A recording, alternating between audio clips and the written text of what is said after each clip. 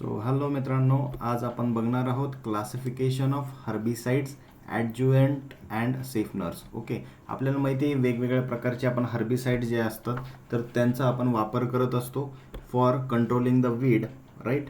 तर त्यामुळे आता ते जे हर्बिसाइड्स असतात तर त्यांच्यामध्ये कुठकुठल्या प्रकारचे क्लासिफिकेशन आहे आपण ते बघूया.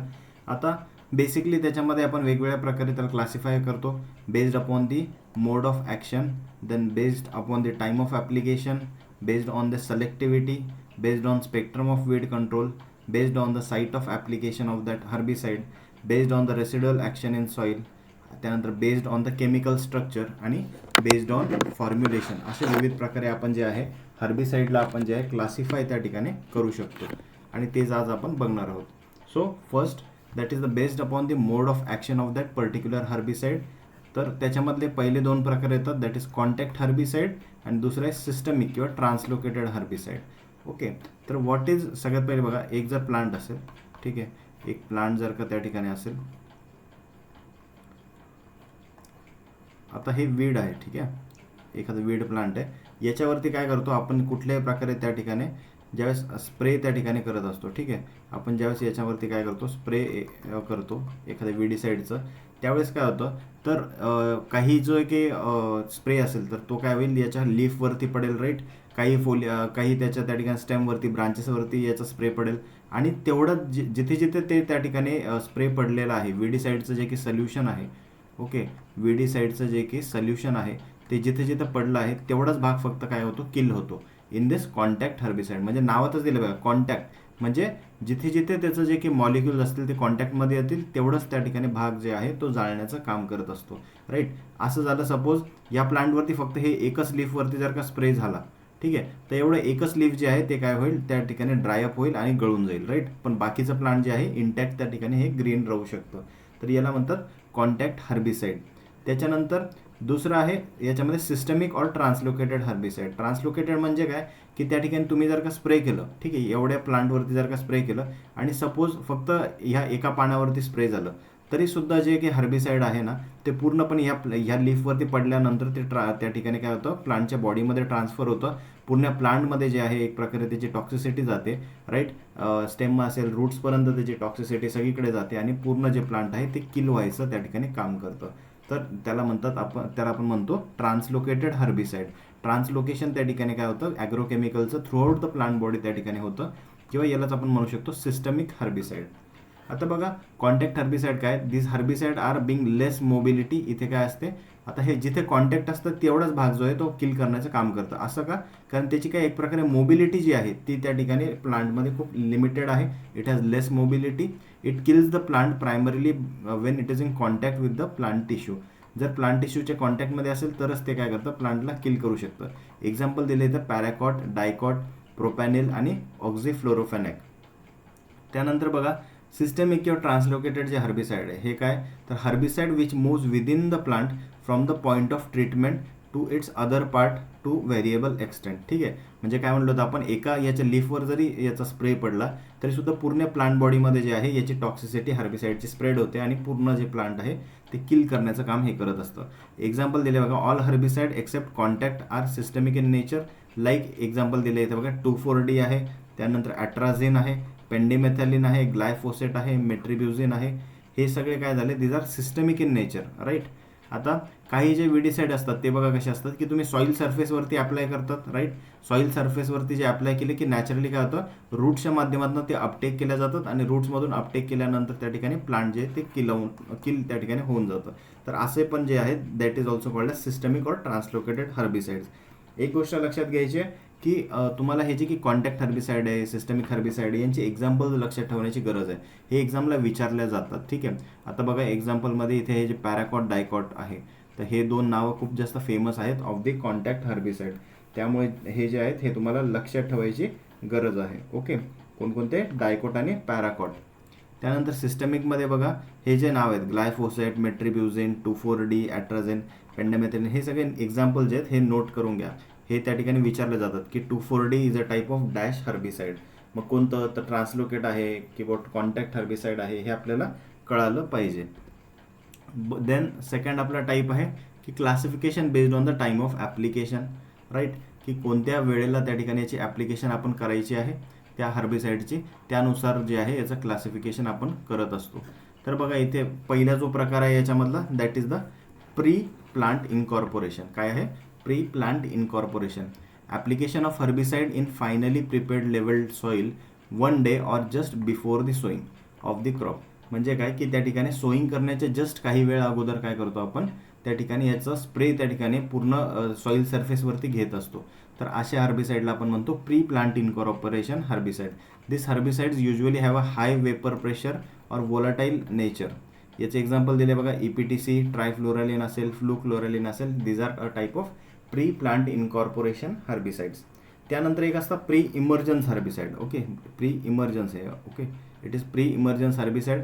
प्री इमर्जन्स म्हणजे काय की हर्बिसाइडचं ॲप्लिकेशन करायचं पण कधी 1 to 2 days after sowing. Okay, तुम्ही त्या ठिकाणी एक फार्म असेल, ठीक आहे, एक फार्मवरती तुम्ही काय करायचं, पहिले सोईंग असे सीड त्या ठिकाणी टाकून घ्यायचे, ज्या की कुठल्याही क्रॉपचं तुम्ही टाकत असले, आणि त्याच्यानंतर ते सीड जे ते जर्मिनेट होण्याच्या अगोदर, ओके, इथे काय दिलं नावात प्री इमर्जन्स.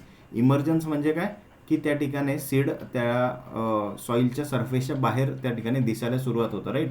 तर ते दिसण्याच्या अगोदर, okay, that is pre emergence. म्हणजे ते इमर्ज होण्याच्या अगोदर आपल्याला काय करायचं आहे, त्या ठिकाणी स्प्रेइंग हर्बिसाइडची करायची. म्हणजे कसं की हर्बिसाइड अप्लाय केल्या आपण कधी करायचं, तर 1 ते 2 दिवस आफ्टर सोईंग. तोपर्यंत काही इमर्जन्स कुठल्याही क्रॉपचं झालेलं नसतं. त्यामुळे आपण लगेच काय करायचं, स्प्रे घेऊन घ्यायचं after sowing of a crop, but after sowing आहे, ठीक आहे, after sowing of a crop, but before the emergence of a crop, but before germination of the crop. याला आपण म्हणतो प्री इमर्जन्स हर्बिसाइड. याचे एक्झाम्पल्स, बेस्ट एक्झाम्पल याचं pendimethalin. Okay, so pendimethalin is a pre emergence herbicide. हे लक्षात ठेवा. पेंडिमिथॅलिनचं वेळोवेळी त्या ठिकाणी एक्झाम्पल विचारले जातात. ॲट्राझिन पण आहे. ॲट्राझिन जो आहे हा आपण मोस्टली जो आहे मेज क्रॉपमध्ये as a pre emergence herbicide म्हणून वापरतो. ॲलाक्लोर आहे, ब्युटॅक्लोर आहे, मेट्रिब्युझिन आहे, राईट. आता पेंडिमिथॅलिन जे आहे याचा आपण वापर जे आहे ओकरामध्ये पण त्या ठिकाणी करत असतो as a pre emergence herbicide. व्हेजिटेबल्समध्ये याचा भरपूर वापर केला जातो. देन तिसरा प्रकार आहे बघा, that is the post emergent herbicide. Okay, post emergent herbicide जे आहे, पोस्ट इमर्जंट, इथे स्पेलिंग चुकली, ठीक आहे, post emergence herbicide. What is post emergence herbicide? तर त्या ठिकाणी एकदा की आपण एकदा सीड टाकलं की त्याच्यानंतर प्लांट ऑफकोर्स जे उगून येतं, राईट. क्रॉप उगून आल्यानंतर आपण ज्यावेळेस जे की फवारण्या आपण घेतो, राईट, हर्बिसाइडच्या, तर त्याला आपण म्हणतो post emergence herbicide. So application of or the after the emergence of the crop and the weeds both, generally 15 ते 30 दिवस त्या ठिकाणी after sowing of the crop आपण याची फवारणी घेत असतो. याचे एक्झाम्पल आहे 2,4-D, आयसोप्रोट्युरॉन, सल्फोसल्फ्युरॉन, मेटसल्फ्युरॉन, त्यानंतर क्लोडिनाफ ऑफ प्रोपेगेरल. तर असे याचे विविध एक्झाम्पल आहेत. आता हे जे 2,4-D आहे, तर लक्षात ठेवायचं 2,4-D जे आहे याला हे जे हर्बिसाइड आहे तर हे फक्त त्या ठिकाणी डायकॉटला किल करण्याचं काम करतं. डायकॉट प्लांट्सला जे आहे हे त्या ठिकाणी किल करण्याचं काम करतं. ओके, आता लक्षात कसं ठेवणार याला, तर माझं पर्सनल लेवलला सांगतो मी याला लक्षात कसं ठेवतो. नावामध्ये बघा 2, 4 आणि D लिहिलं आहे, तर मी डीचा ॲक्च्युली अर्थ वेगळा आहे, त्याचा पुढे फुल फॉर्म आहे डायक्लोरो वगैरे, पण आयला डीचा अर्थ मी डायकॉट घेतो, ठीक आहे, किंवा हे डी म्हणजे डायकॉटला किल करण्याचं काम करतं. तर असं तुम्ही याला लक्षात ठेवू शकता. आयसोप्रोट्युरॉन जे आहे, राईट, सल्फोसल्फ्युरॉन जे आहे, हे कोणत्या क्रॉपमध्ये आपण वापरतो, याला आपण व्हीट क्रॉपमध्ये वापरत असतो, राईट. व्हीट क्रॉपमध्ये आपण जर याला स्प्रे केलं तर व्हीट क्रॉप कुठल्याही प्रकारे मरत नाही, राईट, पण त्याच्यामधले जे काही वीड्स असतात ते किल करण्याचं काम हे विडीसाइड जे आहेत ते करत असतात. So it is the type of post emergence herbicide, right. त्यानंतर तिसरा प्रकार आपल्याकडे आहे आता बेस्ड ऑन दी सिलेक्टिव्हिटी, ठीक आहे. हे तुम्ही जे एक्झाम्पल्स आहे प्रत्येक जागेवरती नोट करत चला, जे मी तुम्हाला सांगतो हे एक्झामला त्या ठिकाणी विचारले जातात. सो बेस्ड अपॉन द सिलेक्टिव्हिटी, की कशा प्रकारे सिलेक्टिव्ह हर्बिसाइड आहे की नॉन सिलेक्टिव्ह आहे. आता सिलेक्टिव्ह हर्बिसाइड म्हणजे काय की it is a herbicide which kills selectively a particular group of weeds, right, in a mix stand of plants. जसं की ऑल द प्री इमर्जन्स असेल किंवा पोस्ट इमर्जंट जे अप्लाइड हर्बिसाइड असतात मोस्टली ते त्या ठिकाणी सिलेक्टिव्ह हर्बिसाइड त्या ठिकाणी असतात. म्हणजे काय की एक जर का फील्ड आहे, इथे सपोज ए म्हणजे आपला काय क्रॉप आहे, ठीक आहे, ए इज आपला क्रॉप आहे, ए काय आहे आपलं एक प्रकारे क्रॉप आपण सो केलेला आहे. त्याच्यानंतर इथे आपण दुसरं घेऊ की डी म्हणजे एक पर्टिक्युलर टाईप ऑफ काय आहे, एखादा स्पीसीज आहे, वीडची स्पीसीज आहे, ठीक आहे, डी. त्यानंतर सी पण एक प्रकारचं वेगळं वीड आहे, ठीक आहे.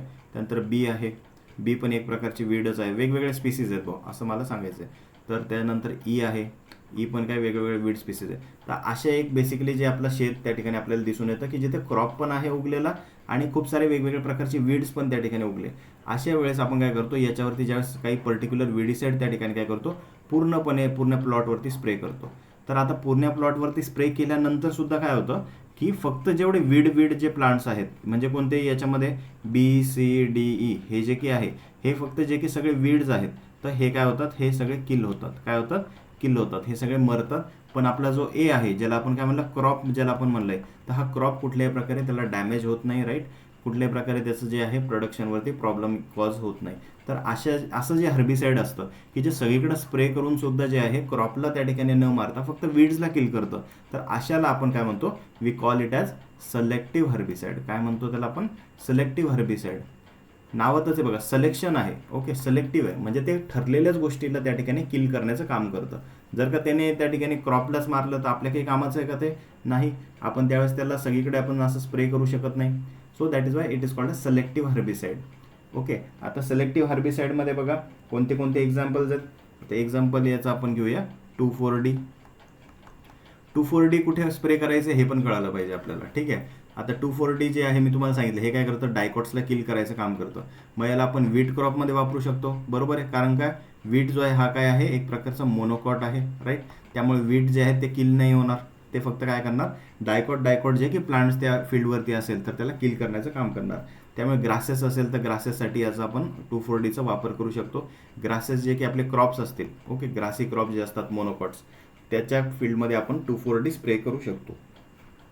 त्यानंतर दुसरं आपल्याकडे एक्झाम्पल आहे अजून की ॲट्राझिन आहे, सिमाझिन आहे, ठीक आहे. याचे नावं लिहून घ्या. ॲट्राझिन, 2,4-D झालं, ॲट्राझिन आहे, सिमाझिन आहे. हे काय आहेत, हे ॲट्राझिन आणि सिमाझिन हे दोन हर्बिसाईड जे आहेत हे आपल्याला मेज क्रॉपमध्ये चालतात, ठीक आहे. तर मेज क्रॉपमध्ये जर याला आपण फवारलं तर मेज क्रॉप कुठल्याही प्रकारे डॅमेज होत नाही, पण त्याच्यामधले सगळे जे की वीड्स असतात ते त्या ठिकाणी मरून जातात. तर असे हे आहे सिलेक्टिव्ह हर्बिसाईड. अजून याचं एक्झाम्पल घ्या, पेंडिमेथॅलिन जे की प्री इमर्जन्स हर्बिसाईड आहे, पण त्यासोबतच हे हर्बिसाईड कसं आहे त्या ठिकाणी सिलेक्टिव्ह इन नेचर आहे. कोणतं, पेंडिमिथॅलिन. त्याच्यानंतर आहे आपल्याकडे ब्युटॅक्लोर, ओके. ब्युटॅक्लोर पण एक प्रकारचं काय आहे, सिलेक्टिव्ह हर्बिसाईड आहे. ब्युटॅक्लोर, CHLOR, ब्युटॅक्लोर, ओके. दुसरीकडे बघा नॉन सिलेक्टिव्ह हर्बिसाईड. नॉन सिलेक्टिव्ह हर्बिसाईड म्हणजे काय की कोणीही त्याच्या पुढं आलं, ठीक आहे, ते जिथं कुठल्याही प्लांटवर तुम्ही त्याला स्प्रे केलं की ते पूर्णपणे काय होणार आहे, किल होणार आहे. त्याला आपण म्हणणार नॉन सिलेक्टिव्ह हर्बिसाईड. याचे एक्झाम्पल्स आहे पॅराकॉट, डायकॉट, ग्लायफोसेट. ग्लायफोसेट एक फेमस एक्झाम्पल आहे, वेळोवेळी एक्झामला विचारला गेलेला आहे. So glyphosate is a type of non selective herbicide, okay. नंतर ग्लायफोसिनेट आहे, ॲक्रोलिन आहे, पिक्लोरॅम आहे, त्यानंतर अमित्रोल आहे. तर हे सगळे काय, these are all type of non selective herbicides. Paraquat, diquat, glyphosate हे पहिले 3 नावं इम्पॉर्टंट आहे, याला नोट करून घ्या, ठीक आहे, as a non selective herbicide. Then next आपला जो classification, it is based upon the spectrum of weed control, बरोबर आहे. What is the spectrum of weed control, त्यानुसार आपण याला कंट्रोल करू शकतो. तर नॅरो स्पेक्ट्रम हर्बिसाइड आणि दुसरा आहे broad spectrum herbicide. Narrow spectrum म्हणजे काय, स्पेक्ट्रा म्हणजे काय की एक प्रकारे त्याची रेंज किती आहे, ओके, हाऊ मच रेंज आहे, किती प्रकारचे वेगवेगळ्या प्रकारचे वीड्स त्या ठिकाणी हे किल करू शकतं, ओके. किती टाईप ऑफ वीड्स जे आहेत ते किल करू शकतं, त्याला आपण म्हणणार एक प्रकारे त्याची रेंज. तर जे आहे नॅरो स्पेक्ट्रम हर्बिसाइड म्हणजे काय, खूप ठरलेलेच वीड्स त्या ठिकाणी ते मारण्याचं काम करतं. बघा, herbicide which controls particular group of weeds, okay, it controls particular group of weeds और ड्यू टू दर नॅरो रेंज त्या ठिकाणी usually they do not control even all weeds of particular group, okay. तर अशाला आपण म्हणतो नॅरो स्पेक्ट्रम हर्बिसाइड. एक्झाम्पल याचं आहे 2,4-D.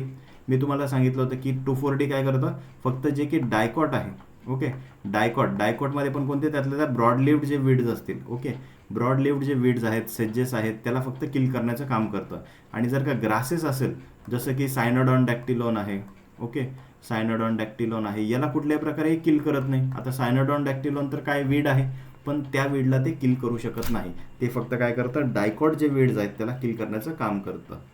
Then दुसरा आहे broad spectrum herbicide. Broad spectrum म्हणजे काय की वाईड रेंज ऑफ वेगवेगळ्या प्रकारचे वीड्स जे आहेत ते किल करण्याचं ते काम करत असतं. Herbicide which control the wide range of weeds, जसं की ग्रासेस पण किल करेल, ब्रॉड लिव्ड प्लांट्स असतील वीड्सचे तेही किल करेल, सेजेसला पण किल करेल. याचे बेस्ट एक्झाम्पल आहे ॲट्राझिन, पेंडिमेथॅलिन, ओके, अलाक्लॉर, ब्युटॅक्लॉर, हे काय आहेत, हे याचे एक्झाम्पल्स आहेत. हे नोट करून घ्या, ठीक आहे. That is the broad spectrum herbicide. पुढचं क्लासिफिकेशन आहे based upon the site of application, की कुठे त्या ठिकाणी हर्बिसाइड अप्लाय करायचं आहे त्यानुसार पण आपण जे आहे हर्बिसाइडचं क्लासिफिकेशन करतो. ओके, तर पहिलं आहे याच्यामध्ये सॉईल ॲप्लाइड. ओके, काय आहे सॉईल ॲप्लाइड जे आहे हर्बिसाइड्स आहे, किंवा याला सॉईल ॲक्टिव्ह हर्बिसाइड पण आपण म्हणू शकतो. म्हणजे की सॉईलवरती याचं आपण ॲप्लिकेशन करतो, सॉईलमध्ये याचे मॉलिक्युल्स त्या ठिकाणी पडल्यावरती ते ॲक्टिव्ह राहतात आणि तिथून जे मूव्ह होऊन त्या ठिकाणी ते वीड्सला किल करण्याचं काम करतात. So this herbicide is applied to the soil or active through the soil. They kill the germinative seeds. Okay, जे की जर्मिनेशन करणारे सीड्स असतात राईट, त्यांना किल करतात किंवा त्याचे जे की पार्ट्स असतात त्याला किल करतात. त्यामुळे जेवढेही प्री प्लांट इन्कॉर्पोरेशनचे हर्बिसाइड आपल्याला दिसतात, ओके, PPI जे आहे, PPI म्हणजे प्री प्लांट इन्कॉर्पोरेशनचे हर्बिसाइड किंवा प्री इमर्जन्सचे जेवढे हर्बिसाइड आहे, हे आता आपण प्री इमर्जन्स हर्बिसाइड असेल, प्री प्लांट इन्कॉर्पोरेशनचे हर्बिसाइड, हे आपण ऑफकोर्स हे सॉईलवरतीच आपण ॲप्लिकेशन करत असतो यांचं, राईट. तर हे सगळे इन्क्लूड करतात या कॅटेगरीमध्ये, दॅट इज सॉईल ॲप्लाइड हर्बिसाइड्समध्ये. दुसरं आहे फोलियर ॲप्लाइड. फोलियर ॲप्लाइडमध्ये कुठले येतात की त्या ठिकाणी पोस्ट इमर्जंट हर्बिसाइड जेवढे आहे, पोस्ट इमर्जंट जे हर्बिसाइड आहेत ते सगळे आपल्याला मोस्टली ह्या फोलियर हर्बिसाइडमध्ये दिसून येतात. So this is basically applied to the foliage of the plant or the non cropped weeds. Example बघायला दिले की ऑल पोस्ट इमर्जंट हर्बिसाइड, जसं की 2,4-D असेल, आयसोप्रोट्युरॉन, सल्फोसल्फ्युरॉन, मेट्रिब्युझेन, हे सगळे काय आहेत, these are foliar applied herbicides. किंवा नॉन क्रॉप्ड हर्बिसाइड जसं की पॅराकॉट, ग्लायफोसेट, डायकॉट, हे सगळे आहेत फोलियर अप्लाइड हर्बिसाइड्स. देन तिसरा एक टाईप येतो याच्यामध्ये की ते सॉईल अप्लाइड पण आहेत आणि फोलिएज ॲक्टिव्ह पण आहेत. ठीक आहे, तुम्ही त्याचा सॉईलवर पण अप्लाय करू शकतात, फोलिएज असला फोलिएजवरती अप्लाय करा, दोन्ही केसेसमध्ये ते ॲक्टिव्ह आपल्याला दिसून येतात. तर याचं बेस्ट एक्झाम्पल आहे ॲट्राझिन आणि मेट्रिब्युझिन. ओके, याच्यामध्ये काय आहे, दोन्ही मेकॅनिझम त्या ठिकाणी काम करतात, सॉईल अप्लाइड पण चालेल आणि फोलिएज अप्लाइड पण चालेल.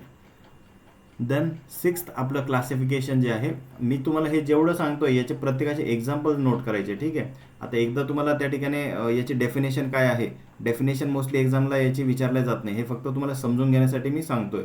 पण एक्झामला काय तर डायरेक्टली त्याचे जे एक्झाम्पल्स आहेत ते विचारले जातात की paraquat is a type of dash herbicide. Okay, मग ते आपल्याला तसं त्या ठिकाणी माहिती पाहिजे की कोणते हे फेमस जे आहेत ना, सुरुवातीचे फक्त 10 ते 12 जे हर्बिसाइड्स असतील एवढे ॲटलिस्ट तुम्ही लक्षात ठेवा, जे की फेमस आहेत तेवढे जरी लक्षात ठेवले तरी that is sufficient for your present exam.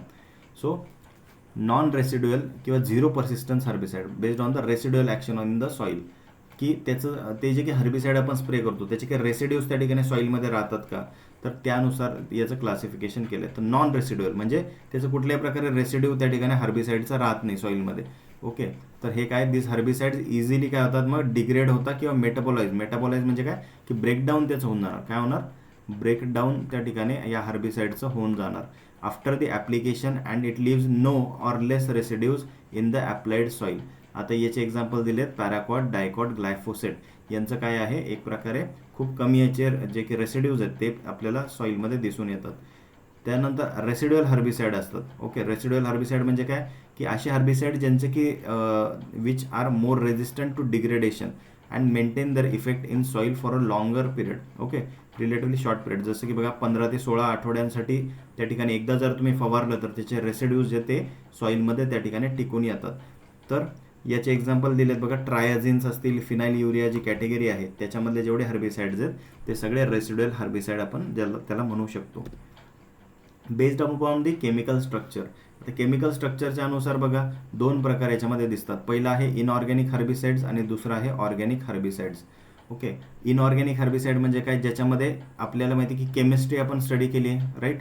11-12ला आपण केमिस्ट्रीचा अभ्यास केलेला आहे आणि दोन प्रकारची आपल्याला केमिस्ट्री त्यावेळेस होती. ओके, एक होती ऑर्गॅनिक केमिस्ट्री, बरोबर आहे, ऑर्गॅनिक केमिस्ट्री आणि इनऑर्गॅनिक केमिस्ट्री असे आपल्याला दोन भाग त्या ठिकाणी होते, इनऑर्गॅनिक केमिस्ट्री आणि ऑर्गॅनिक केमिस्ट्री, राईट. तर दोन हे आपल्याला भाग होते, C1 C2.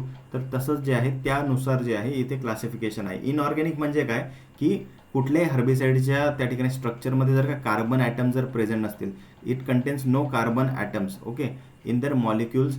These were the first chemicals used for the weed control before introduction of the organic compounds. Okay, सगळ्यात पहिले जे आहे आपण जी सुरुवात केली होती ते इनऑर्गॅनिक हर्बिसाइडपासूनच त्या ठिकाणी स्टार्टिंग केली होती. पण सध्याचे आपल्याकडे मोस्टली जे हर्बिसाइड आपल्याला बघायला मिळतात ते ऑर्गॅनिक हर्बिसाइड्स आहेत. ऑर्गॅनिक म्हणजे काय की असे हर्बिसाइड ज्याच्या स्ट्रक्चरमध्ये काय आहे, कार्बन ॲटम आपल्याला दिसून येतो. ओके, कार्बन ॲटम ज्याच्या स्ट्रक्चरमध्ये आहे याला आपण ऑर्गॅनिक हर्बिसाइड्स म्हणणार. आता इनऑर्गॅनिक हर्बिसाइड्समधले बघा दोन प्रकार होते, ॲसिड्स आणि सॉल्ट्स. ओके, तर ॲसिड्समध्ये बघा आर्सेनिक ॲसिड होतं, आर्सेनियस ॲसिड होतं, ठीक आहे, आर्सेनिक ट्रायऑक्साईड, सल्फ्युरिक ॲसिड असे याचे एक्झाम्पल्स त्या ठिकाणी ॲसिड्समध्ये होते.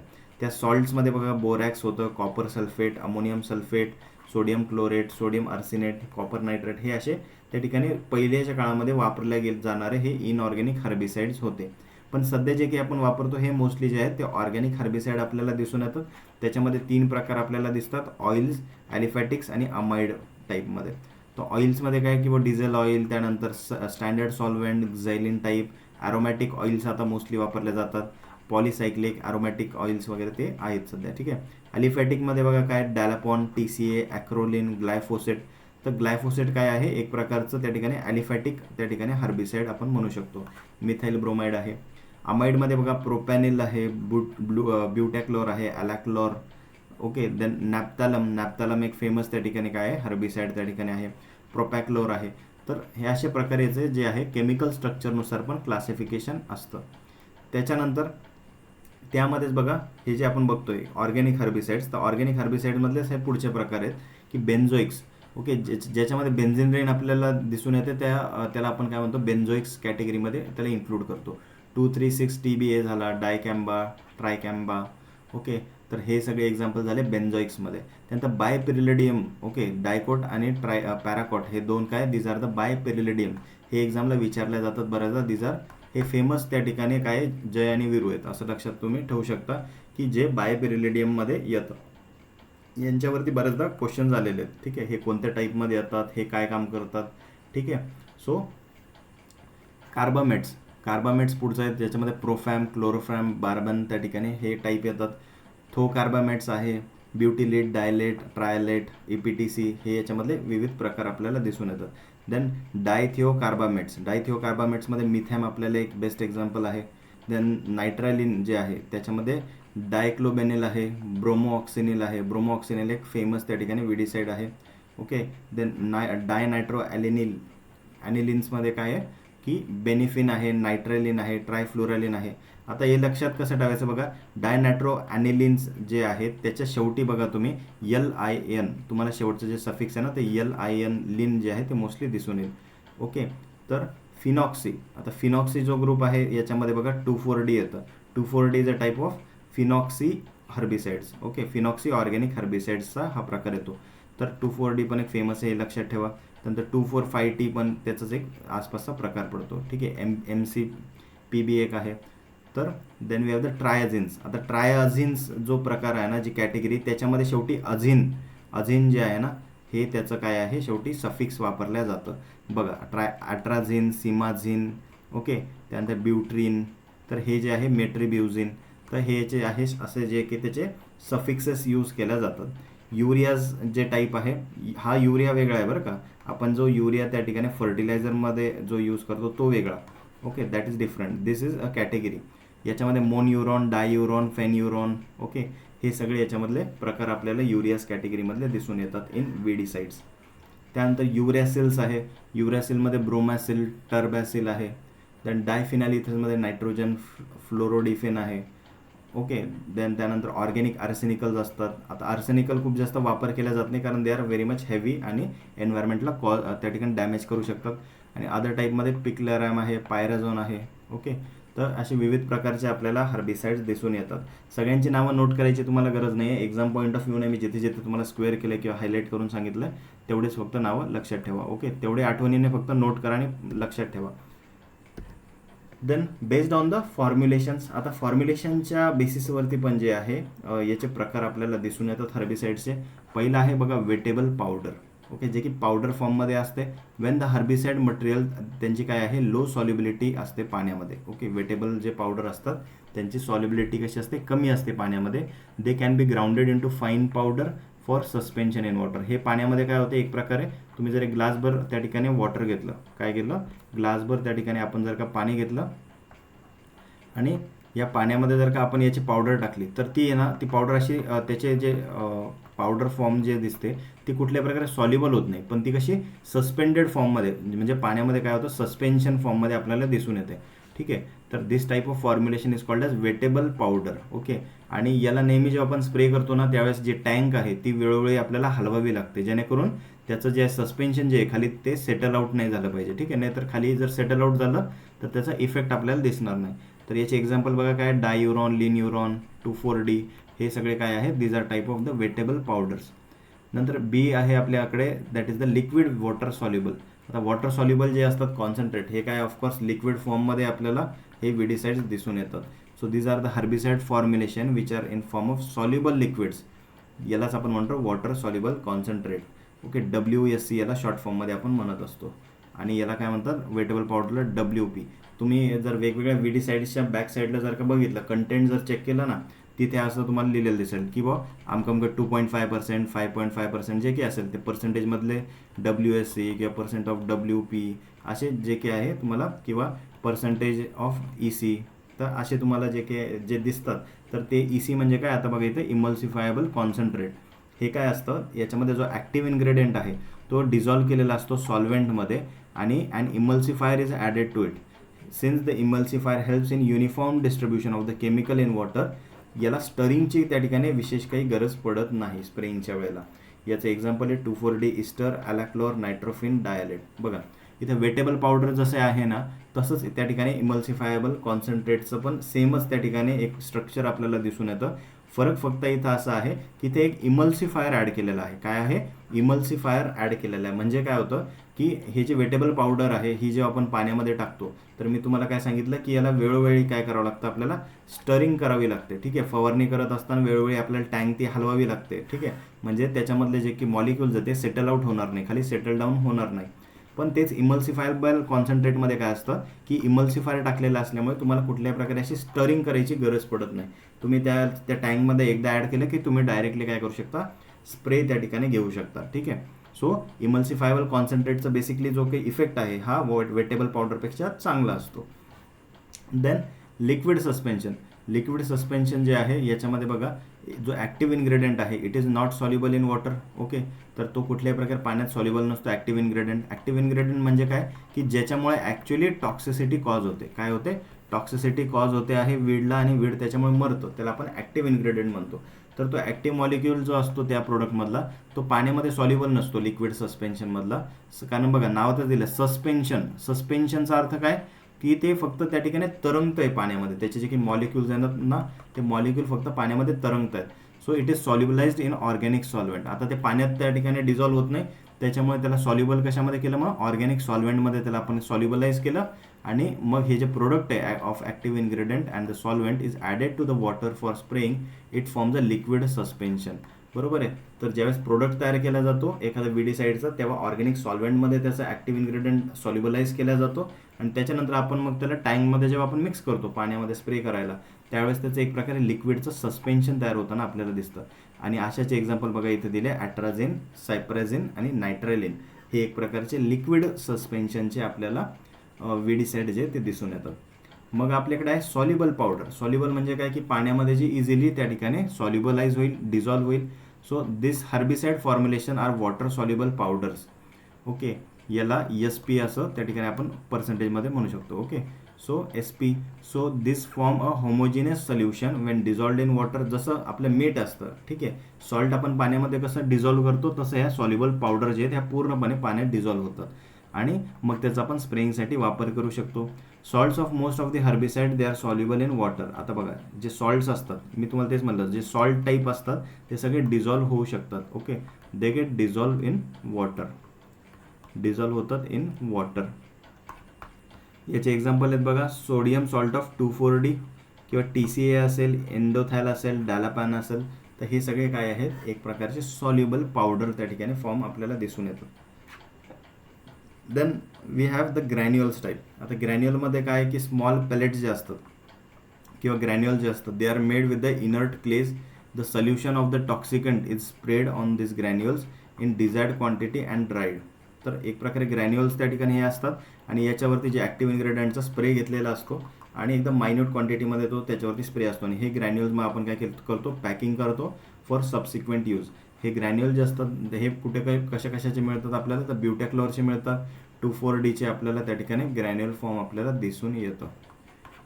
Okay, these are the granules. Then आता याचे जे काही एक्झाम्पल्स आहेत, ठीक आहे, आपल्याला काय करायचे, नोट करायचे आहे. बघा की आपल्याला सगळ्या सिलेक्टिव्हिटीचे आपण नोट केले होते, ठीक आहे. सिलेक्टिव्ह हर्बिसाइड म्हणून जे आहे आपल्याला कुठले एक्झाम्पल सांगितले होते मी तुम्हाला. 2,4-D आहे, जस्ट अ मिनिट, 2,4-D त्या ठिकाणी आहे. त्याच्यानंतर ॲट्राझेन आहे, सीमाझेन आहे. ओके, हे काय झाले, दीज आर सिलेक्टिव्ह हर्बिसाइड्स. त्यानंतर ब्युटॅक्लोर आहे, हे नावं जे आहेत एवढे नोट करून घ्या. त्यानंतर पेंडिमिथॅलिन पण आहे याच्यामध्ये, पेंडिमिथॅलिन पण काय आहे, एक प्रकारचं सिलेक्टिव्ह हर्बिसाइड आहे. तर हे काय फेमस नावं जे आहेत ते लक्षात ठेवा. नॉन सिलेक्टिव्हमध्ये कुठले येतात, नॉन सिलेक्टिव्ह हर्बिसाइडमध्ये की याला कशावरही फवारा तुम्ही, ज्याच्यावर फवारशाल ते पूर्णपणे काय होईल, किल होऊन जाईल. त्याचे एक्झाम्पल्स आहे पॅराक्वॉट आणि डायक्वॉट.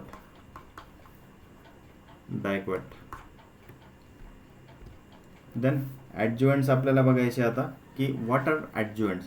तर ॲडज्युएंट्स एक प्रकारचे असे प्रोडक्ट असतात. Okay, adjuvants are a type of products that have no pesticidal activity. Okay, त्याच्यामध्ये कुठल्याही प्रकारे काय आहे, टॉक्सिसिटी त्याच्यामध्ये प्रेझेंट नसते. ठीक आहे, टॉक्सिसिटी जी आहे त्याच्यामध्ये प्रेझेंट नसते. पण ते काय करतात, but they are also available to add to the spray mixtures to increase the mixing, is application and help the pesticide work better.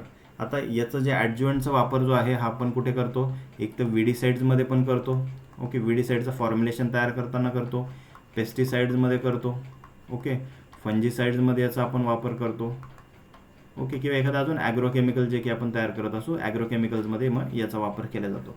ॲडज्युएंट काय करतं, याचं नावातच बघा, इट ॲडज्युएंट्स. ओके, एडी म्हणजे काय, ॲड करणं. ओके, इट ॲड्स मोर त्या ठिकाणी काय फंक्शनल रोल, त्याचा जो काही असेल फंक्शनल रोल जो असेल ॲक्टिव्ह इन्ग्रेडियंटचा. ॲक्टिव्ह इन्ग्रेडियंट म्हणजे काय की ज्याच्यामुळे टॉक्सिसिटी असते, ज्याच्यामुळे पुढचं प्लांट किल होतं किंवा पेस्ट जे असतात ते किल होतात. तर ते जे की it adds more value. Okay, it adds more value to the functional role of that active ingredient. ठीक आहे, किंवा त्या ॲक्टिव्ह इन्ग्रेडियंटला खूप जास्त इफेक्टिव्हली त्या ठिकाणी त्याचं फंक्शन प्ले करण्यासाठी मदत करतो. त्याला आपण ॲडज्युएंट्स असे म्हणतो. ओके, बघा इथं तेच दिलं आहे की it helps the spray mixtures to increase the mixing, is करण्यासाठी ॲप्लिकेशनला मदत करतं. राईट, ज्याच्यामुळे काय होतं, त्याची इफेक्टिव्हिटी इन्क्रीज होते. ॲडज्युएंट्स आर आयदर प्रीमिक्स्ड असतात इन द पेस्टिसायडल फॉर्म्युलेशन, बरोबर आहे, जे की आपण बॉटल त्या ठिकाणी एखादी मार्केटमधून त्या ठिकाणी परचेस करतो ॲज विडीसाईड किंवा हर्बिसाईड वगैरे म्हणून. तर तिच्यामध्ये ते ऑलरेडी ॲड असतं, प्रीमिक्स्डच असतं, or added to the spray tank to improve mixing or application or to enhance pesticidal performance. तर बेसिकली त्या प्रोडक्टमध्ये तर ते ॲड केलेलंच असतं, पण शेतकरी काय करतात, वरून जे आहे अजून एक्स्ट्रा कधी काय करतात, एक्स्ट्रा ॲडज्युएंट जे आहेत ते पण आता प्रोडक्ट्स मार्केटमध्ये मिळतात, तर ते एक्स्ट्रा ॲड करतात जेणेकरून इफेक्टिव्हिटी जी आहे कमी विडीसाईडमध्ये, कमी पेस्टिसाईडमध्ये त्याची इफेक्टिव्हिटी अजून वाढली पाहिजे. एक्झाम्पल बघा, स्टिकर आपण एक वापरतो, त्याच्यानंतर सर्फेक्टंट आपण एक त्या ठिकाणी यूज करतो.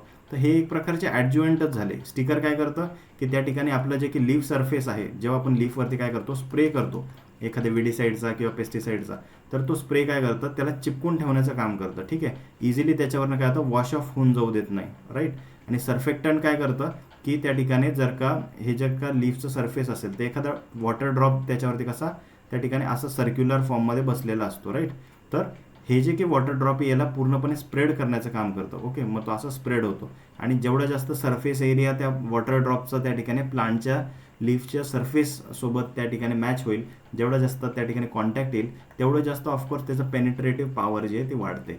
राईट, त्याच्यामुळे सर्फेक्टंट आणि स्टिकर जे आहेत ते काय करतात, इम्प्रूव्ह करतात the functional role of active ingredient. They are used extensively. जे ॲडज्युएंट असतात यांचा काय केलं जातं, वापर केला जातो extensively in products design for the फोलियर application. बरोबर आहे. फोलियर ॲप्लिकेशनसाठी जे जे आपण विडीसाईड वगैरे वापरतो त्याच्यामध्ये याचा मेजरली वापर जास्त केला जातो. Adjuvants can be used to customize the formulation to specific needs and compensate for the local conditions.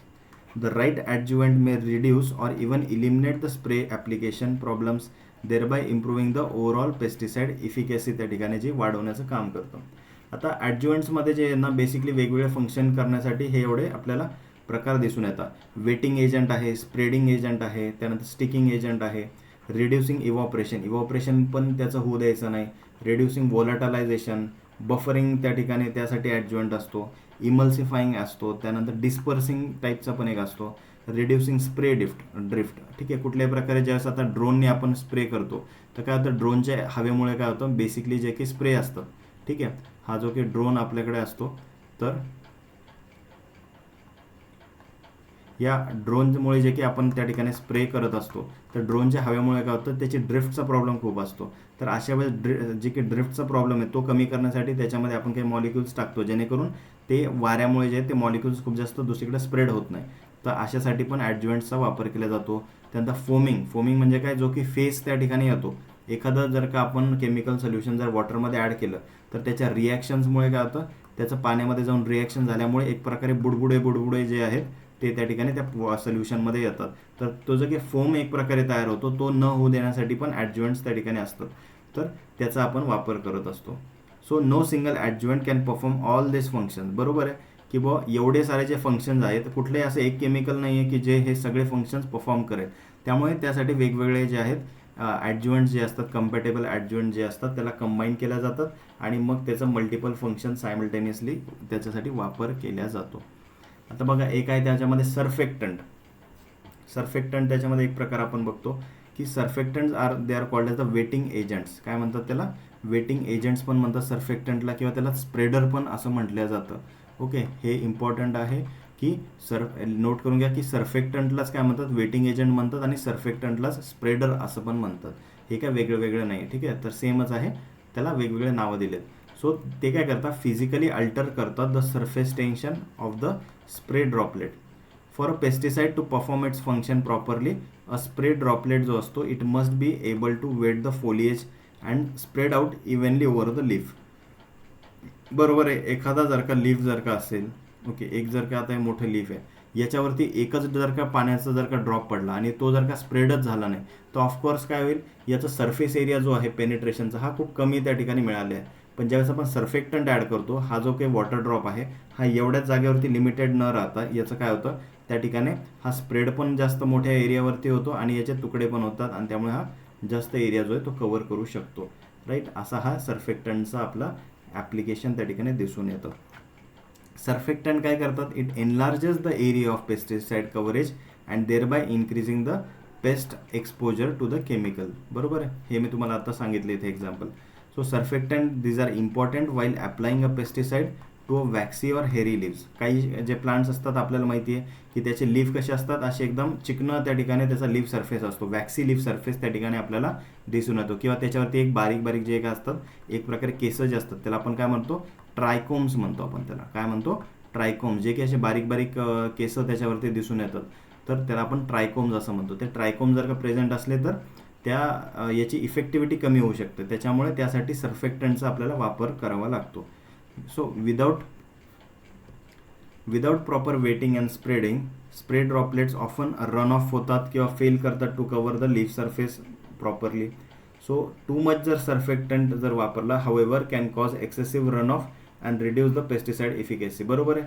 आपण ज्याला म्हणतो काय, अति तिथे माती. बरोबर आहे. अति तिथे माती म्हणजे तुम्ही जर का खूप जास्त जरी सर्फेक्टंट वापरला तरी सुद्धा काय होईल, हे इतकं जास्त स्प्रेड होईल की हे काय होईल, लीफवरती टिकणारच नाही. हे काय होईल, लगेच त्या ठिकाणी त्याच्यावरनं पडून जाईल, वॉश ऑफ होऊन जाईल. असं पण नको व्हायला. राईट. स्प्रेड तर झालं पाहिजे. त्याच्यामुळे एकदम मापात याचं जे आहे यूज करावा लागतो सर्फेक्टंटचा. खूप अतिरेक जर याचा वापर केला तरी सुद्धा आपलं नुकसानच होतं. सो सर्फेक्टंट काय असतात, याचं basically they are classified by the way they ionize or split apart into electrically charged atoms or molecules called as ions. आता सर्फेक्टंट काय असतो, with a negative charge. Okay, असा एखादा सर्फेक्टंट विथ निगेटिव्ह चार्ज तो कसा असतो, मग त्याला आपण आयनिक चार्ज मध्ये म्हणतो. आणि ज्याचा पॉझिटिव्ह चार्ज असतो त्याला आपण काय म्हणतो, कॅटायनिक म्हणतो. So one with no electrical charge त्याला आपण म्हणतो नॉन आयनिक. असे 3 प्रकार आपण याच्यामध्ये बघू शकतो की कटायनिक आहे, त्यानंतर अनायनिक आहे. ओके, यालाच आपण काय म्हणू शकतो, अनायनिक. आणि एक तिसरं आहे नॉन आयनिक, की ज्याचं नो इलेक्ट्रिकल चार्ज त्याच्यावरती.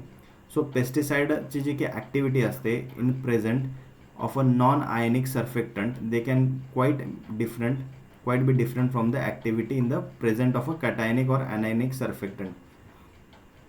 सिलेक्टिंग द रॉंग सर्फेक्टंट, बरोबर आहे. तुम्ही जर एखादा चुकीचं सर्फेक्टंट जर चूज केलं तर त्याने पण काय होऊ शकते, जे की पेस्टिसाइडची आपल्या प्रोडक्टची इफिशियन्सी ती कमी होऊ शकते. त्यानंतर जे आपलं टार्गेट प्लांट आहे त्याला इंजर करू शकते, राईट. आपला क्रॉपलाच डॅमेज कॉज करू शकतं, असं पण होऊ शकतं. सो अनायनिक जे की सर्फेक्टंट असतील, अनायनिक म्हणजे काय, की ज्याच्यावरती कसं आहे निगेटिव्ह चार्ज त्या ठिकाणी आहे. कसं आहे, निगेटिव्ह चार्ज ज्या सर्फेक्टंटचा आहे. तर असा अनायनिक सर्फेक्टंट ते काय, these are the most effective when used with the contact pesticides. बघा, हा इम्पॉर्टंट पॉईंट आहे, हा नोट करून घ्या की अनायनिक जे सर्फेक्टंट आहे हे सगळ्यात जास्त इफेक्टिव्ह कोणत्यासोबत आहे, पेस्टिसाइडसोबत. तर कॉन्टॅक्ट पेस्टिसाइड जे असतात, कॉन्टॅक्ट हर्बिसाइड जे असतात त्याच्यासोबत याचा यूज जो आहे हा सगळ्यात चांगला इफेक्टिव्हली होतो. आणि जो कटायनिक सर्फेक्टंट असतात, they should never be used as stand alone surfactant because they usually are phytotoxic. ते नॅचरली काय प्लांटला टॉक्सिक त्या ठिकाणी असतात, त्याच्यामुळे त्याचा वापर जो आहे फक्त त्या ठिकाणी स्टँड अलोन सर्फेक्टंटसारखा नाही करायचा. नॉन आयनिक जे सर्फेक्टंट असतील, की कुठल्याही प्रकारे ज्याला आयनिक चार्ज नाही आहे, असे surfactant they often used with systemic pesticides help the pesticide sprays to penetrate the plant cuticles. बरोबर आहे. तर ते काय करतात, एक प्लांटमध्ये जे की क्युटिकल्स असतात प्लांटच्या सरफेसवरती, त्याला पेनिट्रेट करण्यासाठी काय करतात, they are making help. The non ionic surfactant जे असतात they are compatible with most of the pesticides. हा एक महत्त्वाचा पॉईंट आहे की ऑफकोर्स त्याच्यावरती कुठल्याही प्रकारे चार्ज नसतो, त्याच्यावरती पॉझिटिव्ह कटायनिक चार्ज पण नाही आहे आणि अनायनिक चार्ज पण त्याच्यावरती प्रेझेंट नाही आहे. त्याच्यामुळे हा जो नॉन आयनिक सर्फेक्टंट असतात हे मोस्ट ऑफ दी पेस्टिसाइडसोबत काय असतात, कम्पॅटेबल होताना आपल्याला दिसून येतात. Then we have the stickers. Sticker काय असतं, एक प्रकारचं असं ॲडज्युएंट असतं की ते काय करतं, it increases the adhesion of the solid particles to the target surfaces. This adjuvant can decrease the amount of pesticide that washes during the irrigation or during the rain. आता बघा, जनरली आपण स्टिकरचा वापर शेतकरी कधी करतात माहिती आहे का, की एखाद्या शेतकऱ्याला सपोज त्या ठिकाणी काय करायचं, एक फार्मर आहे, ठीक आहे, त्याला काय करायचं, त्याच्या फार्मवरती जाऊन काय करायचं आहे की त्याला स्प्रेइंग घ्यायची, ठीक आहे. पण त्याला काय दिसलं, त्याला आभाळ आलेलं दिसलं, ठीक आहे. पण आता त्याला आभाळ आलेलं दिसलं, ऑफकोर्स काय होतं, मनसूनचा जर सीझन असेल तर पाऊस त्या ठिकाणी पडत राहणं हे तर चालूच राहणार आहे. पण त्याला असं जर कळालं की अरे 2 तासामध्ये मे बी पाऊस येऊ शकतो, तर अशा वेळेला तो शेतकरी काय करतो की हे जे काही स्टिकर असेल, ओके, एक पर्टिक्युलर स्टिकर जे आहे त्याचं जे काही पेस्टिसाइडचे टँक असेल त्यामध्ये पेस्टिसाइड ॲड करणार, वॉटर ॲड करणार आणि त्यासोबत जे आहे हे स्टिकर पण एक्स्ट्रा ॲड करणार. या स्टिकरमुळे काय होतं की आपण जर याला स्प्रे केलं तर नॅचरली प्लांटच्या लीफवरती काय होतं, जे की आपण मॉलिक्यूल स्प्रे करतो आहे, राईट, त्याला काय करतं, स्टिक करून ठेवायचं काम करतं. आणि सपोज ते एकदा वाळलं, सपोज एकदा स्प्रे झाल्यानंतर 15-20 मिनिटानंतर जरी काय झालं, पाऊस त्या ठिकाणी मोठ्या प्रमाणावर आला तरीसुद्धा ते कुठल्याही प्रकारे वॉश ऑफ होत नाही, ते लगेच प्लांटमध्ये पेनिट्रेट होऊन जातं आणि प्लांटला त्या ठिकाणी जे काही त्याचा फंक्शन रोल त्याचा प्ले करायचा तो पूर्णपणे प्ले करून देतं कुठल्याही प्रकारे. नाहीतर काय होईल, जर स्टिकर आपण वापरलं नाही आणि अचानक जर का पाऊस आला तर ऑफकोर्स काय होईल, ते जे की शेतकऱ्याने स्प्रेइंग घेतलेली आहे, महागड्या पेस्टिसाइड असेल, महागडं विडीसाईड असेल, त्याची स्प्रेइंग घेतली तर ती काय होईल, वॉश ऑफ होऊन जाईल, त्याचं मग काय होईल, आर्थिक नुकसान होईल, त्याचं कामच होणार नाही, राईट. त्याच्यामुळे स्टिकरचा जो आहे एक मेजर रोल अशा कंडिशनमध्ये आपल्याला दिसून येतो. तर stickers can also reduce the evaporation of pesticide, जे की खूप जास्त हीट पिरियडमध्ये जर तुम्ही स्प्रे करत असाल तर त्याच्यामुळे काय होतं, इव्हॉपरेशन पण होऊ शकतं पेस्टिसाइडचं, ते पण इव्हॉपरेशन त्या ठिकाणी रिड्यूस करायचं काम करतं. And some slow the degradation of pesticide by the sunlight. Many adjuvants these are formulated as spreader stickers. Okay, बरेचसे ॲडज्युएंट कसे फॉर्म्युलेट केले जातात की ते स्प्रेडर पण असतात आणि ते स्टिकर पण असतात, टू मेक एक जनरल पर्पज प्रोडक्ट म्हणून. यामध्ये एक अजून एक प्रकार आपल्याला बघायला मिळतो, एक्सटेंडर्स. एक्सटेंडर्स काय करतात, they function like sticker only by retaining the pesticides longer on the target area, slowing down the evaporation and inhibiting the degradation by the sunlight. Okay, तर एक प्रकारे जे की त्याची लाईफस्पॅन जो असतो ऑफ द मॉलिक्यूल स्प्रेड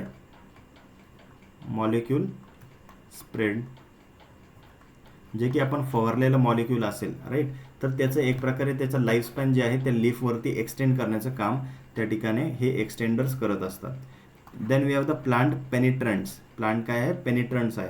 हे ॲडज्युएंट्स जे असतात they have a molecular configuration that enhances the penetration of some pesticides into the plants. An adjuvant of this type may increase the penetration of pesticide on one species of the plant but not the another. तर त्याचे जे की of course mechanism ज्या प्रकारे त्या केमिकलचे असेल त्यानुसार जे आहे त्याचं पेनिट्रेशन जे आहे पेस्टिसाइडचं एखाद्या पर्टिक्युलर स्पीसीजमध्ये इन्क्रीज करू शकता, एखाद्या पर्टिक्युलर स्पीसीजसाठी आपण डिक्रीज पण करू शकतो. सो एनहान्स पेनिट्रेशन जर आपलं झालं ऑफकोर्स पर्टिक्युलर एखाद्या प्लांटमध्ये जर का एखाद्या ॲग्रोकेमिकलचं एनहान्स पेनिट्रेशन झालं म्हणजेच काय की त्याची ॲक्टिव्हिटी जी आहे त्या पेस्टिसाइडची ती इन्क्रीज झालेली आपल्याला दिसून येते. Then we have the compatibility agents. काय आहे? Compatibility agents. Pesticides are commonly combined with liquid fertilizers right. Liquid फर्टिलायझरसोबत आपण स्प्रे करतो.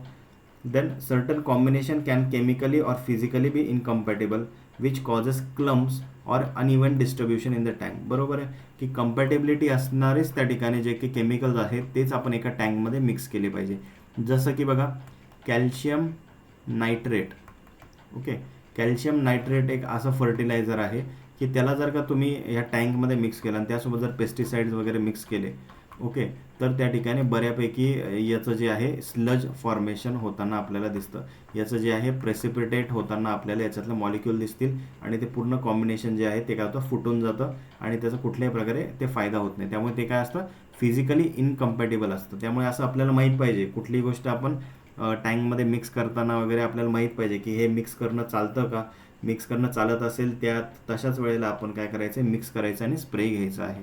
कधी कधी असं होतं की दोन प्रोडक्ट आपण काय केलं ए आणि प्लस बी प्रोडक्ट असे आपण मिक्स केले आणि पाण्यासोबत मिक्स करून जे स्प्रेइंग घेतली.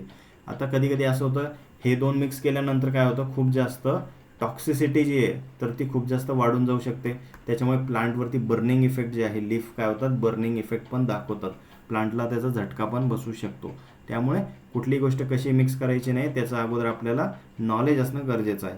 ओकेजनली द इनकम्पॅटेबल मिक्सचर जे असतात they plugs the pumps and distribution lines that result in expensive cleanup and repairs also. आता कंपॅटेबिलिटी एजंट जो असतो it may eliminate this problems. त्यामुळे अशा केसेसमध्ये जे आहे हा जो कंपॅटेबिलिटी एजंट आहे हा ते काम करत असतो की कुठल्या प्रकारे स्लज फॉर्मेशन होऊ देत नाही, कुठल्या प्रकारे प्रेसिपिटेशन जे आहे ते होण्यासाठी अवॉइड करण्याचं काम त्या ठिकाणी कंपॅटेबिलिटी एजंट करत असतो. देन आपल्याकडे पुढचं आहे that is the buffers and pH modifiers. Okay, तर मोस्टली जे की पेस्टिसाइड सोल्युशन्स असतात किंवा सस्पेन्शन असतात ते काय असतात ते स्टेबल असतात बिटवीन द pH 5.5 आणि 7च्या pHच्या आसपास आपल्याला हे स्टेबल आपल्याला दिसून येतात. म्हणजे एक प्रकारे स्लाइटली ॲसिडिक टू न्यूट्रल आपल्याला हे पेस्टिसाइड सोल्युशन दिसतं.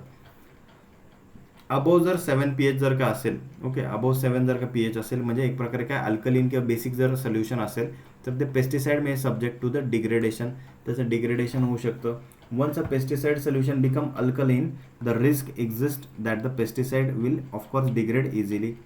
बफर आणि ॲसिडिफायर जे असतात are adjuvants that acidify and stabilize the water in spray tank.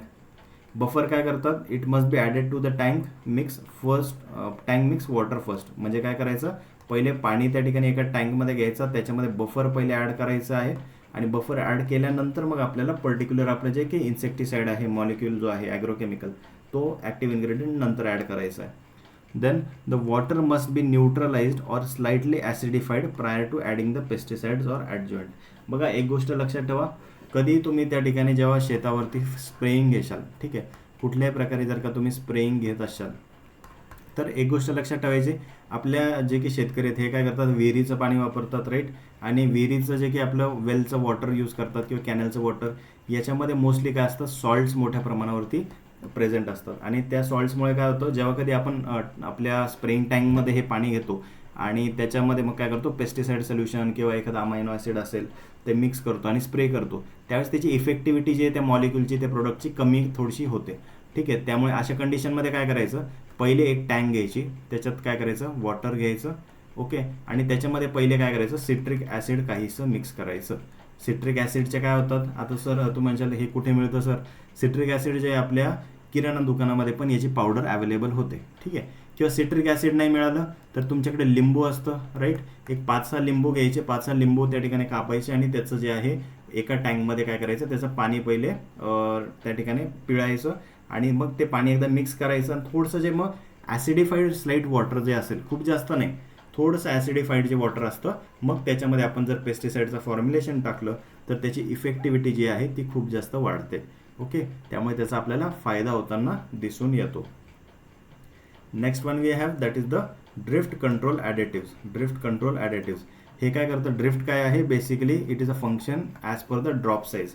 जसं की जो काही थेंब जो काही असतो, राईट, पाण्याचा जो काही थेंब त्या ठिकाणी पडत असतो, मॉलिक्यूल जो असतो, तर ड्रॉप मॉलिक्यूल, तर हा जो काही ड्रॉप असतो, पाण्याचा जो काही ड्रॉप असतो, त्याची साईज जेवढी छोटी छोटी होत जाईल तेवढं जास्त काय होईल, त्याचं त्या ठिकाणी ड्रिफ्ट होण्याचे चान्सेस आहे. ड्रिफ्ट म्हणजे काय, की सपोज तुम्ही जर का स्प्रे करताय, ठीक आहे, तुम्ही जर का त्या ठिकाणी काय करताय, इथे स्प्रे करताय, ठीक आहे, आता स्प्रे करताय, सपोज इकडून जर का काय आलं, विंड ब्लो होत आली, हवा जर का खूप जास्त ब्लो होत असेल तर नॅचरली तुम्हाला इथे जे फवारायचं आहे तर ते इथे न पडता कुठे जाईल, ते इकडे दूरवरती जाईल, राईट, किंवा हवेमध्ये त्या ठिकाणी मिक्स होऊन दुसरीकडेच त्या ठिकाणी त्याचे काही मॉलिक्युल्स उडून जातील. त्यामुळे अशा वेळेला आपल्याला काय करावं लागतं, की जे की वॉटर ड्रॉपलेट्स याच्यामधनं बाहेर पडत आहेत ते वॉटर ड्रॉपलेट्स थोडेसे मोठे साईजचे असणं गरजेचे आहे, ठीक आहे, खूप जास्त फाईन ड्रॉपलेट्स निघले नाही पाहिजे. त्याच्यामुळे मग ड्रिफ्टचा जो काही प्रॉब्लेम आहे तो कंट्रोलमध्ये येऊ शकतो. सो स्मॉल फाईन ड्रॉप जे असतात, ज्याचे डायमीटर 100 मायक्रॉन किंवा त्यापेक्षा लेस आहे, त्याचं काय होतं, ड्रिफ्ट हवेचा प्रॉब्लेम जो आहे तो मोठ्या प्रमाणावर होताना दिसतो. सो ड्रिफ्ट कंट्रोल ॲडिटिव्स काय करतात, they are also known as deposition, okay, AIDS.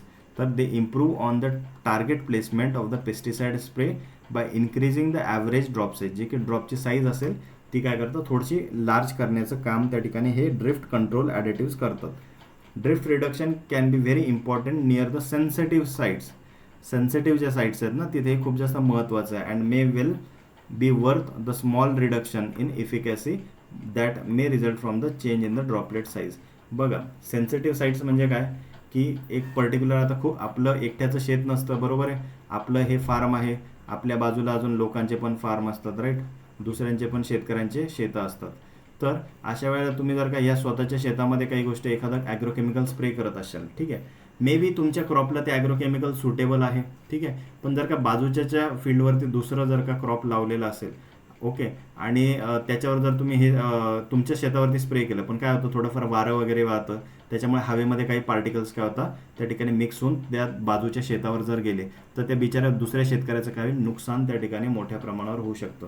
त्यामुळे उगाचच काय होतं, मग घर बसल्या आपल्याकडे भांडणं येतील उगाच दुसऱ्या शेतकऱ्याचं नुकसान केल्यावरती. तर तसं होऊ नये म्हणून आपण ड्रिफ्ट कंट्रोल ॲडिटिव्ह जे आहे ते याच्यामध्ये ॲड करू शकतो. आता तुम्ही म्हणशाल सर काही पण काय सांगताय, असं कुठे असतं का, तर होतं. माझा एक स्वतःचा एक्सपिरियन्स आहे, तुम्हाला सांगतो. तुमच्यासारखंच मी जेव्हा 2021मध्ये माझं रावेचं त्या ठिकाणी प्रोग्राम चालू होतं, 2021च्या आसपासची ही गोष्ट आहे. तर त्यावेळेस काय झालं होतं, मी एका शेतकऱ्यांनी मला त्याच्या शेतावरती घेऊन गेला होता, ठीक आहे, म्हणे साहेब काय झालं बघा बरं, आमच्या त्याचं जे काही कपाशी होती त्याची कपाशीला त्या ठिकाणी एक 5 फुटाची चांगली त्या ठिकाणी त्याची जी वाढ आहे त्याच्या कॉटन क्रॉपची ती त्या ठिकाणी झालेली होती. Just a minute. ओके, तर त्याचे जे काही कॉटन क्रॉपची जी वाढ आहे ना ती चांगली झालेली होती, ठीक आहे. असे 2 शेतं होते, ठीक आहे. एक फार्म होतं, हे होतं शुगर केनचं फार्म, काय होतं, शुगर केनचं हे फार्म होतं, आणि तेच इकडे बाजूला जे होतं काय होतं, बाजूला त्या दुसऱ्या शेतकऱ्याचं इथे कॉटनचं फार्म होतं, ओके, आणि इकडे असंच तिसऱ्या मग एखाद्या शेतकऱ्याचं काही बॅरन लँड वगैरे पण होते. तर काय झालं, इथं जो की शुगर केन होतं, तर शुगर केनवाल्या शेतकऱ्याने काय केलं, एक नवीनच मुलगा होता, त्याचे वडील वारले होते, मग त्याने अचानक शेती करायला हातामध्ये घेतली. आता त्याला काय माहिती की सगळ्या गोष्टी बघायच्या असतात. तो गेला दुकानामध्ये, तो म्हणला साहेब मला एखादं विडीसाईड द्या. काय द्या, विडीसाईड द्या. ओके, दुकानदाराने विचारलं कशाचं विडीसाईड, कोणत्या क्रॉपमध्ये मारायचं, तो म्हणला ऊस. तर तो म्हणलं ठीक आहे, ऊस आहे का, ठीक आहे, मग 2,4-D घे आणि जा घेऊन जा, ठीक आहे. मग त्याने काय केलं, ते 2,4-Dची बाटली आणली, मस्तपैकी त्या ठिकाणी पेस्टिसाईड टँकमध्ये मिक्स केली आणि त्या ठिकाणी स्प्रेइंग घेतली, ठीक आहे. या ऊसामध्ये काय केलं त्याने, पूर्णपणे अशी स्प्रेइंग घेतली. आता या ऊसावरती त्याने स्प्रेइंग घेतली, पण त्याच्या 8 दिवसानंतरच काय झालं, हा शेतकरी मला भेटायला आला होता. तो म्हणला होता की माझा कपाशीला काय झालं काय माहिती म्हणे, त्याच्यावर रोग पण दिसत नाही काही नाही, पण अचानकच त्याचे शेंडेत ना ते असे गोल फिरून गेले, प्लांट वाळायला सुरुवात झाली आहे, ठीक आहे, प्लांटचे लीफची जे ते ड्रॉपिंग स्टार्ट झाली आहे. म्हणलं असं कसं झालं. तर मग मी पण तुमच्यासारखंच नवीन होतो तेव्हा, मलाही काय खूप येत होतं असं काही नाही, पण मी गेलो त्याच्या शेतावरती, ठीक आहे, त्याच्या शेतावरती गेलो आणि पहिले त्याचं कॉटन क्रॉप बघितलं. मलाही प्रश्न पडला, मला पण BSc ॲग्रीमध्ये काही येतं का नाही असा प्रश्न मला त्यावेळेस पडला, कारण मला त्याच्यावरती कुठल्याही प्रकारे पेस्ट दिसत नव्हता, ठीक आहे, कुठल्याही प्रकारे पेस्ट नव्हता, डिझीज पण त्याच्यावरती कुठल्याही प्रकारे नव्हता. म्हणलं आता झालं काय याच्या पिकाला. तर मग मी जरा आजूबाजूला बघितलं, तर तेव्हा मला कळालं की बाजूला मला ऊसाचं शेत दिसलं आणि त्याच्यामधलं जे गवत होतं ना ते वाळलेलं दिसलं. म्हणजे ऊस चांगला हिरवा होता आणि त्याच्यामधलं जे की गवत होतं, जे मी तुम्हाला आत्ता सांगितलं 2,4-D काय करतं, 2,4-D काय करतं, तर हे डायकॉट जेवढे वीड्स असतील, ओके, डायकॉट किंवा ब्रॉड लिव्ड जेवढे वीड्स असतात त्याला किल करण्याचं काम करत असतं. Okay, it kills all this broad leaved plants किंवा जे की वीड्स असतील त्याला किल करायचं काम करतं. आता एक गोष्ट समजून घ्या, क्रॉप कोणता होता त्याचा, शुगर केन होता, बरोबर आहे. शुगर केन क्रॉप काय आहे, शुगर केन काय आहे, एक प्रकारे मोनोकॉट आहे. ओके, मोनोकॉट आहे, बरोबर आहे. तर त्याने काय केलं होतं, मोनोकॉटच्या हिशोबाने दुकानदाराने बरोबर वेडीसाईड दिलं आणि त्याने स्प्रे केलं. पण आता ह्या शेतकऱ्याचं काम होतं बघणं की अरे आपल्या आजूबाजूला पण कोणाचे क्रॉप कोणतं आहे ते पण त्यानुसार आपण स्प्रेइंग घेतलं पाहिजे. त्याने काय केलं, 2,4-D घेतलं, आणलं आणि स्प्रे केलं. आता काय होतं, विंड त्या दिवशी आय थिंक ब्लो होत होती आणि हवा ब्लो होत असल्यामुळे काय झालं की ह्या साईडला जेव्हा तो स्प्रे करत होता त्यावेळेस तिथले जे की ड्रिफ्ट आहे त्या विडी साईडची ती त्या ठिकाणी ह्या बाजूच्या शेतामध्ये उडाली, ठीक आहे. आणि हे 2,4-D इकडे उडाल्यामुळे कॉटन जो आहे, कॉटन काय आहे, कॉटन इज अ काय आहे, it is a broad leaved plant, बरोबर आहे. त्याचं लीफ कसं असतं, ब्रॉड लीफ त्याचं असतं, बरोबर आहे. आणि त्याच्यामुळे हे 2,4-D काय करतं, कॉटनला किल करायचं काम करतं, ठीक आहे. आता काय झालं, कॉटनवरती डायरेक्ट तर स्प्रे झालेला नव्हता, त्याच्यामुळे कॉटन काय पूर्ण वाळलेलं नव्हतं, पण ते पूर्णपणे त्याच्यामध्ये डिफॉर्मेशन वगैरे ते दिसायला सुरुवात झालेली होती. कारण फक्त त्या हवेमध्ये काय झालं होतं, याचं जे की विडीसाईड होतं ते फक्त हवेमध्ये मिसळून जे आहे या कॉटनच्या क्रॉपवरती स्प्रेड झालेलं होतं आणि अशा पद्धतीने त्या बिचाऱ्या शेतकऱ्याचं पूर्ण कॉटन क्रॉपचं नुकसान झालेलं होतं, राईट. मग मी त्याला एवढंच सांगितलं, म्हणलं भाऊ हे असं असं झालेलं आहे तुझं, त्या शेतकऱ्याला सांगितलं की बाजूच्याने कदाचित 2,4-Dचा स्प्रे केलेला असेल आणि म्हणून हे तुझं जे कॉटन क्रॉप आहे हे गेलेलं आहे. मग ते अशा पद्धतीने फक्त काही भांडू नका म्हटलं. मग त्यांनी थोडं जरा काय म्हणतो समजुतीने करून घेतलं. तर ह्या शुगर केनच्या फार्मरने त्याला 10-20 हजार थोडं मदत करून दिली की नुकसान माझ्याकडनं चुकीने झालं भाऊ म्हणून, आणि ते एकंदरीत ते तसं मॅटर क्लोज झालं. तर अशा पद्धतीने जे आहे शेतकऱ्यांना बऱ्याचदा जे आहे फार्मर्सला आपल्या माहीत नसतं, ठीक आहे. ते ॲग्रोकेमिकल्सचं जे की गोष्टी आहेत या सगळ्या माहिती पाहिजे, ठीक आहे. शेतकऱ्यांना माहिती पाहिजे आणि त्यांना माहीत नसेल तर तुम्हाला नक्कीच माहीत पाहिजे. नाहीतर माझ्यावरती जशी सिच्युएशन आली अशी सिच्युएशन तुमच्यावरती पण येऊ शकते, ठीक आहे. तुम्ही रावेला असतात, मॉड्यूलला असतात, तुम्हाला ह्या प्रॅक्टिकल गोष्टी ज्या आहेत फार्म लेवलवरच्या माहिती पाहिजे. तर तसं काही नुकसान होऊ नये त्यासाठीच हे ड्रिफ्ट कंट्रोल जे ॲडिटिव्ज असतात हे आपण वापर करत असतो, ठीक आहे. Then 7th one we have that is the defoaming agents. काय आहे, डिफोमिंग एजंट्सचा वापर केला जातो की कुठल्याही प्रकारे जे की बुडबुडे त्या ठिकाणी येतात, फ्रॉदीनेस त्या ठिकाणी निर्माण होतो इन स्प्रे टँक, तो त्या ठिकाणी तयार न होऊ देण्यासाठी आपण याचा वापर करत असतो, right. The foam can be usually be reduced or eliminated by adding a small amount of defoaming agents. Then thickener जे असतात तर घट्ट होण्यासाठी पण काय आहे, केमिकलचे जे काही फॉर्म्युलेशन आहे ते घट्ट होण्यासाठी पण आपण या थिकनर्सचा वापर करतो. They increase the viscosity or thickness of the spray mixtures. These adjuvants are used to control the drift and slow the evaporation after the spray which has been deposited on the target area. आता evaporation जर का slow झालं तर हे काय आहे, खूप जास्त इम्पॉर्टंट आहे. कारण की इव्हॉपरेशन स्लो झालं तेव्हा काय होईल, आता बघा लीफवरती एखादं ज्यावेळेस ॲग्रोकेमिकल पडतं, ठीक आहे, त्यावेळेस काय असतं, नॅचरली ऊन पण असतं, गरम त्या ठिकाणी, विंड त्या ठिकाणी ब्लो होत असते, राईट. विंड ब्लो होते त्याच्यामुळे याच्या काय होऊ शकतं, इव्हॉपरेशन होऊ शकतं, राईट. कारण की ड्रॉपलेटची साईज खूप लहान असते, बरोबर आहे. तर ते ड्रॉपलेट साईज इव्हॉपरेट होऊन नाही गेली पाहिजे, ती काय झाली पाहिजे, त्या लीफमध्ये पेनिट्रेट झाली पाहिजे. त्यासाठी आपल्याला माशा या थिकनर्सचा जो आहे वापर करावा लागतो. Selection of adjuvants. आता ॲडज्युएंटचं जे आहे खूप महत्त्वाचं आहे की प्रॉपर त्या ठिकाणी आपण सिलेक्शन करणं गरजेचं आहे. आत्ता आपण बघितलं वेगवेगळे रोल्स कसे त्या ठिकाणी ॲडज्युएंटचे असतात त्यानुसार त्याचा आपण वापर जो आहे तो केला गेला पाहिजे. Right. So that will be all for today. Thank you. कोणाला काही अडचण असेल तुम्ही मला कॉन्टॅक्ट करू शकता. ठीक आहे. This is my contact number 9158213867. Okay. So thank you. Bye bye.